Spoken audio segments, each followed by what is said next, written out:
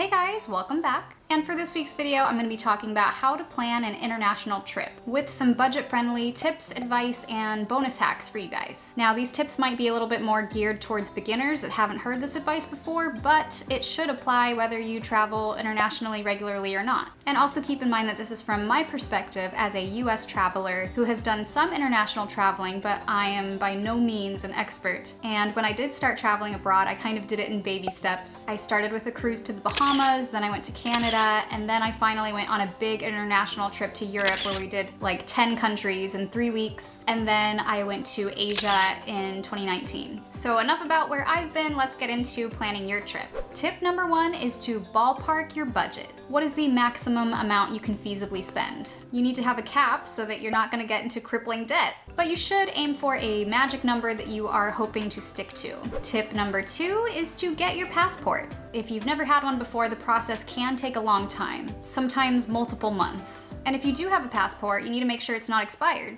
Some countries may not let you travel there because they are afraid your passport will expire while you're there. Having a valid passport is super important, so make sure you have that taken care of well in advance. If you are going to a country where you are going to need a visa, make sure you have that taken care of as well. And my first bonus hack for you guys is to photocopy your passport and your driver's license or other important identification and keep that separate from where you keep your original documents, because if you somehow lose those original documents, then you do have a backup way of identifying yourself. Tip number 3 is to plan your flights in advance. Maybe you do have an occasion or event that you are planning to attend in a specific country, like a wedding, but if you are totally open, then obviously you have a lot more possibilities. Where do you want to go? There are many ways for you to determine a possible destination or multiple destinations. If you have a lot of dream destinations in mind, then maybe making a practical list will help you narrow it down. So there are a lot of factors that come into play when it comes to booking flights on a budget. Keep in mind that there are seasons for travel. Summer is obviously going to be the busiest. Pretty much tourism is at its height everywhere. Families are traveling for the summer. So airlines and hotels are going to be jacking up the prices to take advantage of this. And this also happens at the end of the year because of the holidays and even during spring break.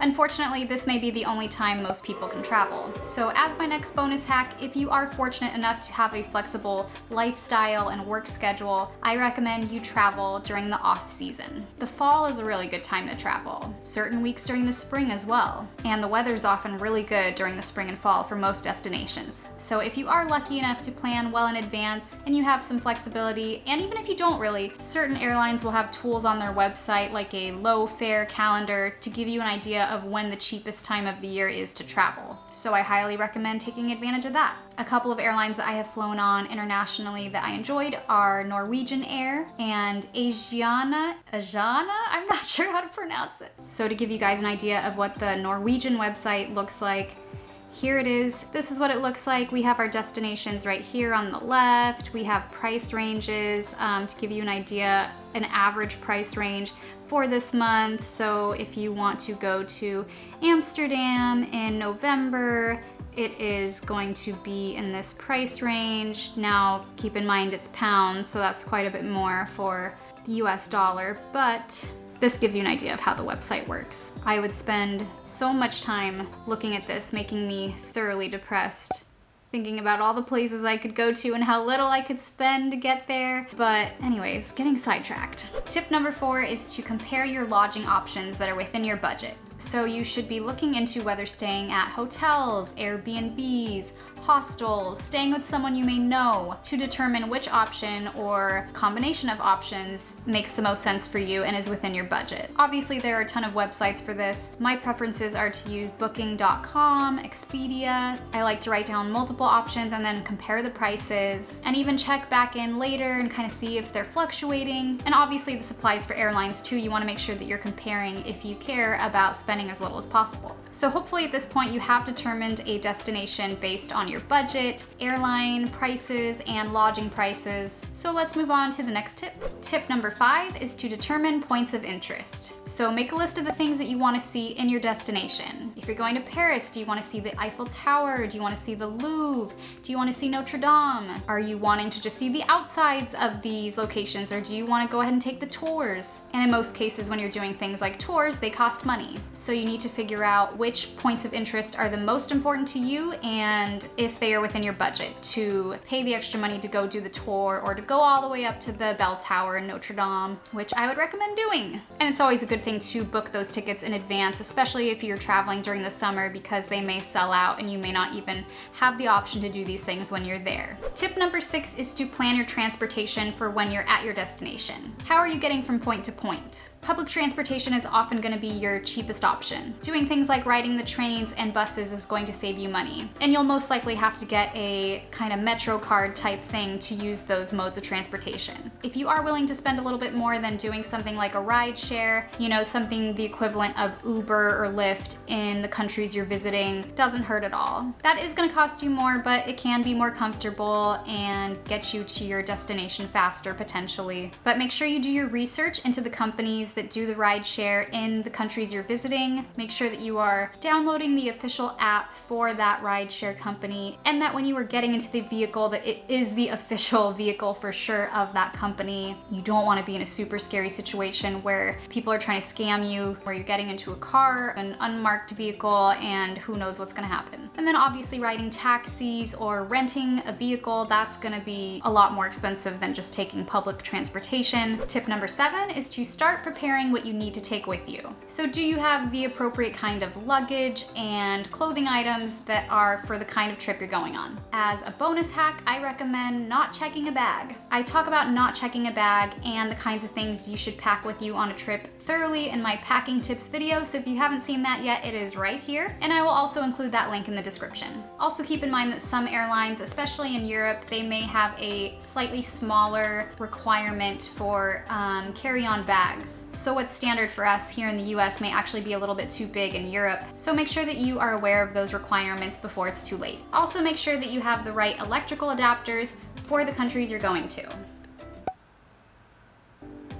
You also want to be mindful of the voltage of certain devices or things you're using, like curling irons, hair dryers, that sort of thing, because the voltage might be higher in the US. Obviously, you don't want to start a fire in a foreign country, so just be aware of what you're doing and what you're using. And it never hurts to make a list of all the things you plan on taking with you on your trip. Or of course, my preference is to just go ahead and do a pre-pack, which I refer to in my packing tips video, to give you a better idea of whether all the stuff you want to bring with you can feasibly fit in your bag or not. You want to be doing these things in advance so that you're not stressing yourself out more than you probably already are the night before flying internationally across the world. And something to circle back to, which is really important, is to consider your safety while you're traveling. So you probably shouldn't be traveling with anything super valuable that you will be completely distraught if you lose. But when it comes to things like your phone, your cash, your cards, you want to make sure that you are stowing those things safely so that it is not easy for you to get pickpocketed or to have your bag stolen. So for women, I recommend having a crossbody bag that doesn't have compartments that are very easy to slip into or unzip, to make you a less easy target for someone that is wanting to pickpocket or steal your bag. And then for guys, maybe you have your phone and wallet in your front pockets instead of your back pockets. But you could also do something like a money belt or a money necklace. This goes around your neck and you can kind of put it under your shirt if you're really worried that something's gonna happen. So just keep those things in mind. And while this has never happened to us, I have heard stories about kind of scammers that are trying to distract you by talking to you, and then someone else who's working with them may slip into your bag or your pocket when you're not paying attention. You're preoccupied with what's going on. Oftentimes maybe they're making a scene and you're just completely unaware of your surroundings. Sometimes, unfortunately, children may be involved, so just always be aware of your surroundings and just kind of be on your toes when this sort of thing happens. Tip number 8 is to take care of any health requirements that are necessary before you travel. Some countries require certain vaccines in order for you to travel there. You may need to get a malaria vaccine, tetanus. I think we were either required or highly recommended to get a few of these before we went to the Philippines. And since we're on the topic of vaccines and it is 2021 and we're still in a pandemic, you should obviously have your COVID vaccine if you are planning on doing any international traveling or just leaving your house. And if you have certain health requirements where you need to look into your health insurance plan to make sure that you are covered in the event that there is an emergency and you are in a foreign country, that you are taken care of, or to have your prescriptions taken care of before you go, definitely need to make sure you do that. Tip number 9 is to contact your credit card companies and your phone carrier. Now, in most cases, you do need to notify your credit card company to let them know that you are traveling internationally. Otherwise, they're going to be like, what are they doing in New Zealand? You should let them know where you're planning to go and for how long. And while you're at it, you should also look into what the foreign transaction fees are for those credit cards in the countries you're going to, because some banks and some cards, it's gonna be a lot more than others, because you wanna primarily be using the card with the least amount of fees for your trip. And when you get to your destination, you wanna be mindful of where you are going to withdraw / exchange your money from. You definitely don't wanna go to like the first exchange kiosk you see, because they're gonna probably be charging you crazy fees to exchange your currency. So I recommend going to like a bank ATM and making sure that the rate isn't crazy, and you can just withdraw directly from the ATM, and obviously it's gonna give you your funds in the correct currency, so you don't have to do this weird exchange situation somewhere. So be a pro and do that. And when it comes to contacting your phone carrier, this can get a little bit complicated because it depends on what kind of country you're going to. In some cases, it may benefit you to temporarily do an international plan for the time that you're there for, but in some countries it may be best to just put your phone in airplane mode, or sometimes you may even be able to get a chip that you use temporarily for the time that you're there, and then you put your normal chip back in your phone. We did that in the Philippines when we visited, so make sure that you have a plan for your phone when you're there, and that you don't get charged insane fees for being in a foreign country and not knowing that you were, roaming or whatever the whole time. And as a bonus hack, I definitely recommend downloading offline maps. These are the kind of maps that you can refer to without needing internet. It can even show you where you are on the map. You can use maps.me to do this, but it is a lifesaver, and we did it for basically every city we visited when we were in Europe and went to like 10 different countries. So on to the next one. Tip number 10 is to learn some words or phrases in the language of the country you're visiting. It's polite to put in a little bit of effort when you are visiting a foreign country. Learning basics like yes, no, please, thank you definitely doesn't hurt and can go a long way. You could always download an app to help you learn a language, and especially to help you translate. You might be in a situation where you are not able to communicate with someone while you're there. A lot of times we are rightfully regarded as just kind of stupid Americans that just kind of go up to someone and be like, where do I go? What do I do? So just make sure that you are polite and you are at least putting in a little bit of effort. A lot of times people know enough English to be able to answer you, but to be able to at least address them by saying hello or how are you in their language just makes it so much less obnoxious.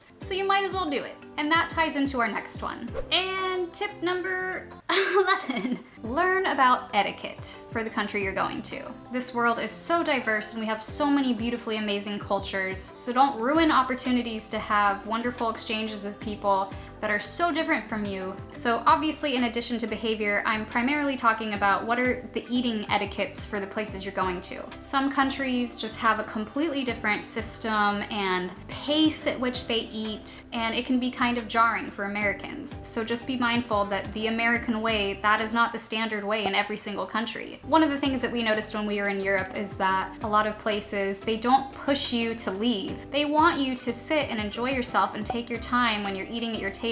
And that's just so different than here. Like here, time is money, we gotta get out of here so that this server can have a new table. Like we don't wanna be taking their time. It's just a completely different thing there. It's so much more social and just like relaxed. So just take a chill pill, enjoy your multiple course dinner, and don't worry, you are not offending your server by enjoying your meal and taking your time. A lot of it can just feel sort of opposite, and that kind of coincides with tipping. Tipping is gonna be drastically different in every country you go to. Unlike here, where a lot of people really depend on tips to make a living, which is not something I want to go into today. But in other countries, they do make a living wage, so it is not imperative for you to tip as generously as you would here. It might be more customary to just leave $1 or $2. Something that we witnessed when we were in Italy was, I think there was a server who was angry at somebody for trying to tip, or I don't know if the person was trying to tip too much, but he was like, what do you think I'm doing?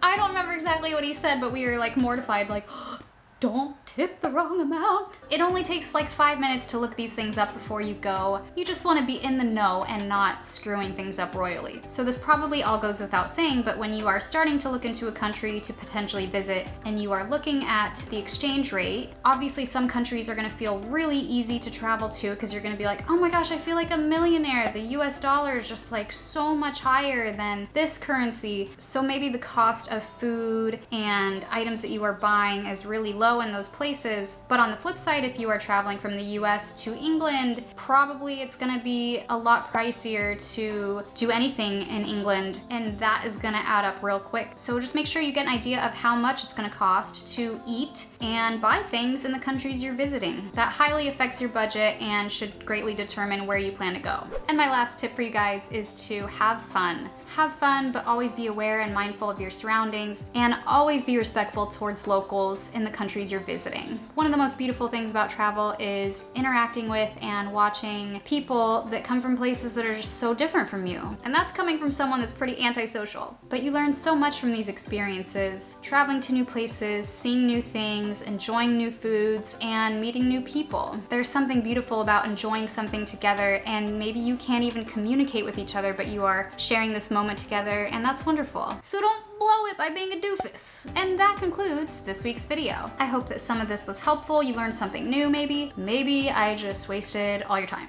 But either way, I hope you guys enjoy your weekends. Let me know if you have any ideas for future videos that I can cover. If you enjoyed this, I hope you'll consider liking and subscribing to my channel. But that's gonna do it for this week's video. Thank you so much for watching, and see you later.